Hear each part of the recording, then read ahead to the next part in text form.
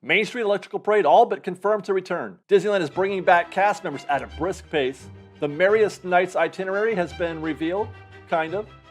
And the Magic Key reservation calendar gets new dates, all coming up next on Fresh Bake.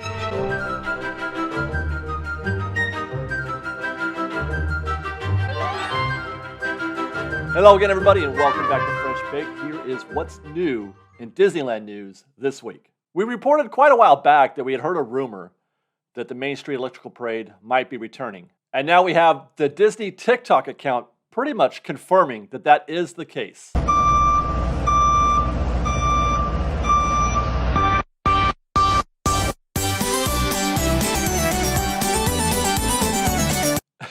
If that's not confirmation, that would be one of the greatest trolls that Disney has ever pulled off. And Disney doesn't troll, so no, this is confirmation for sure. Confirmation that the Main Street Electrical Parade is back again for, what is this now, like the fourth time? But so far it's just a tease, no dates, not even a general season was given. So I do think that it's not going to be any sooner than probably February. February is the absolute earliest that we'll see this, and that's logically because we have the Christmas season coming up. Christmas Fantasy Parade is going to run through January, I would imagine, and then there's going to be a little bit of time off. So February is the earliest.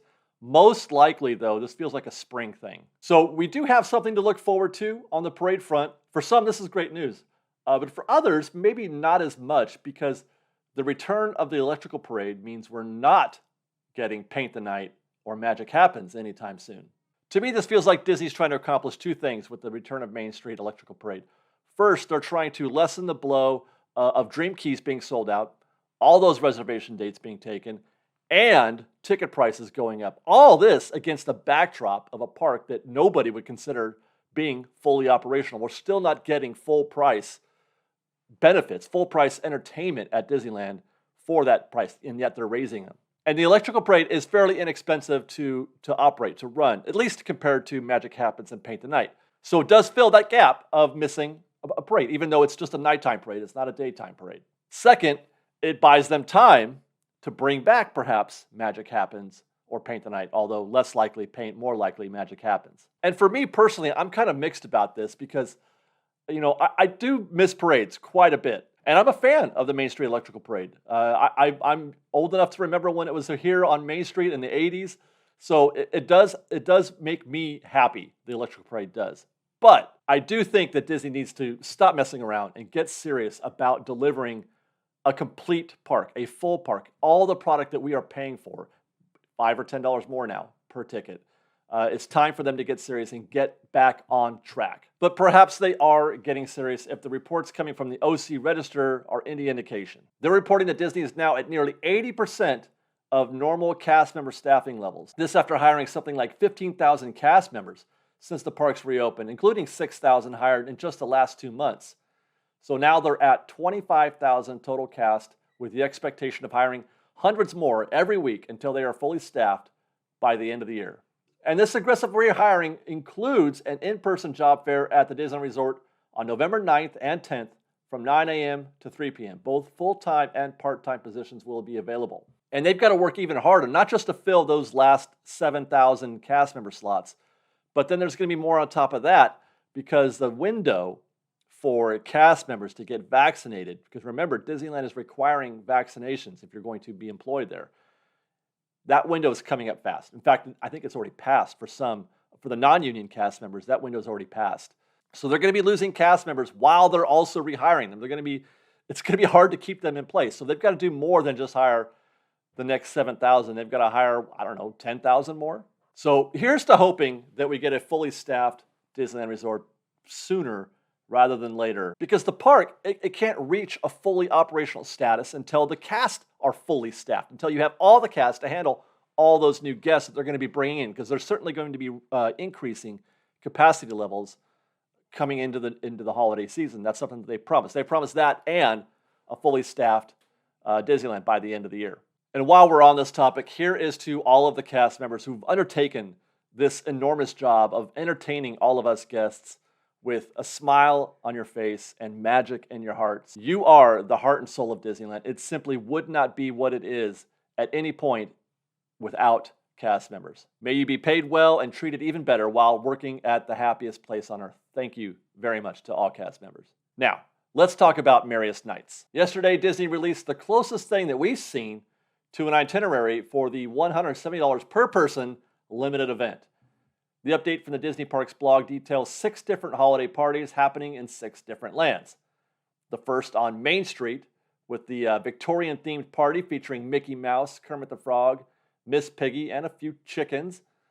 They'll also be getting together for some Christmas carols and quote-unquote Muppet antics. And that sounds pretty great. I'm very much looking forward to the Main Street party. That sounds very, very good. Frontierland will have what looks like a dance party featuring Miguel from Coco. New Orleans Square will feature more singing, perhaps not dancing, as well as a holiday jazz cruise on the Mark Twain. This too sounds great, and that's definitely not something that you can get on a regular visit to New Orleans Square. You don't see Tiana performing. You don't see a jazz band performing on the Mark Twain, so I'm looking forward to that. Fantasyland will be hosted by Elsa, maybe Anna and Olaf. No other details given. I'm expecting snow. I think they teased that a little bit, but other than that, it's anybody's guess. There's no details whatsoever other than the fact that it's going to be hosted by Elsa.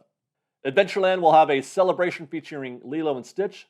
Again, no, that's it. That's all we know, Lilo and Stitch. Tomorrowland, another dance party hosted by Buzz Lightyear, and it's sure to be like most other dance parties we've seen over the years in Tomorrowland. Now, some of that sounds great. I'm really looking forward to some of that. Some of it, less so. Having said that, we didn't know anything about Oogie Boogie Bash before it happened, and that turned out to be a great party. So there's reason for optimism. I'm looking forward to this. I'm looking forward to seeing what they have in store for us. There's probably more still than they have alluded to. So stay tuned for that. Fresh Baked will be there on November 11th, and we'll be sure to cover as much of that as possible. 6 lands in just a few hours, though. That could be rough, but we're going to give it a shot. On that topic, though, what about food? Because that's another thing that's definitely going to be happening at Merriest Nights. The Thanksgiving Day leftover burger at Galactic Grill actually does have my attention. Looks like a turkey burger with gravy, cranberry sauce, and some leafy greens, and it looks really, really yummy. This is the andouille sausage po' boy at the French Market. Not sure what those fried things are on top, but I'll generally try anything that's got andouille sausage in it. Dulce de leche Christmas churro at the Hub on Main Street. The Remember Me cinnamon fry bread at Rancho del Zocalo is bread shaped like a guitar. I'm totally into that. Here's the Paradise Party float from the Tropical Hideaway, and that looks very inviting to me. And this just may be the amazing photo talking, but I am so getting that hot chocolate with dipping waffles. That's pretty damn festive if you ask me. That looks great. There's also a peek at some Merriest Nights merch, including a tumbler, a limited release pin, and t-shirts. And they're going to make all this available at the launch bay, at the Star Wars launch bay. And you can even queue up. You can get on a mobile wait list through the app. And they'll just tell you when to come in and pick up your merch if you want to buy any of that, rather than waiting in a line, which is helpful because there's only so much time at these events, and wasting any of it to wait in line to buy merchandise would be a drag. So I would take it, if you're interested in that merch, take advantage of the mobile app. And with that, let's move on to our next topic, the reservation calendar. It has been a roller coaster of anxiety for some folks trying to make reservations these days, especially if you're Dream Key. But they have updated the calendar. Here's what it looks like as of yesterday when I wrote this. At one point, the November calendar looked quite bleak, but as of this writing, it looks better than it has in a couple of weeks. Same day or next day reservations are occasionally available, though not in the case of this capture. But if you wait generally, get closer to it, they often do show up same day or next day. Weekdays and the opening weekend of November are also available again, but that's it for the weekends, unfortunately. Not another weekend until January. As always, if there's a date you're looking for, you just gotta be patient, and you gotta keep at it. You gotta keep refreshing as often as you can.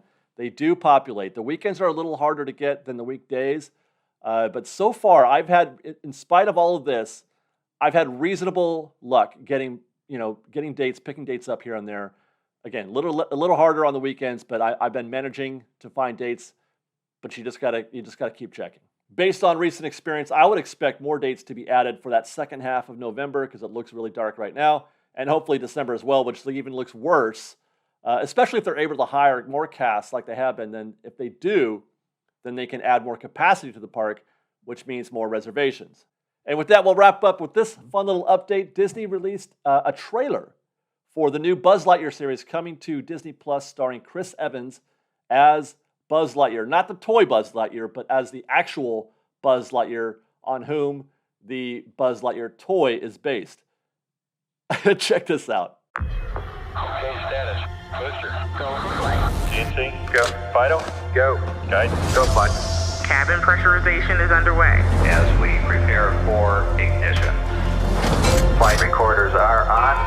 T-minus 5, 4, 3, 2, 1, 0.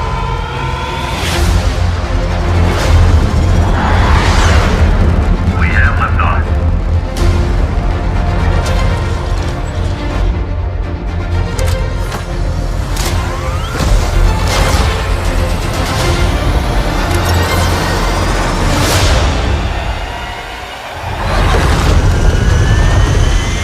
There's a star waiting in the sky. He'd like to come and meet us, but he thinks he'd blow our minds. There's a star waiting in the sky. He's told us not to tell him. Now it's always one. Let the children use it. Let the children use it. Let all the children boogie.